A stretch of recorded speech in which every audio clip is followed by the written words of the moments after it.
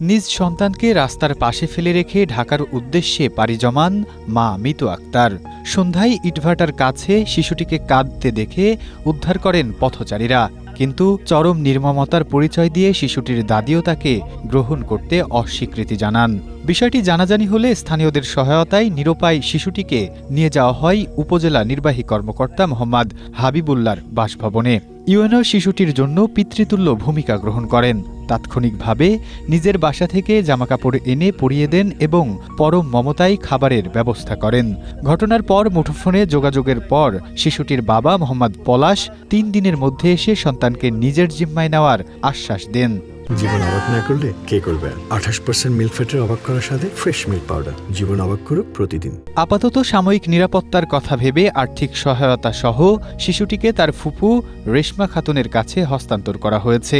আগামী সোমবার শিশুটির বাবাকে জরুরি ভিত্তিতে তলব করেছে উপজেলা প্রশাসন। শুক্রবার বাগেরহাটের মোরেলগঞ্জ উপজেলার বারৈখালী ইউনিয়নের জেলেপাড়ায় ঘটে এই ঘটনা।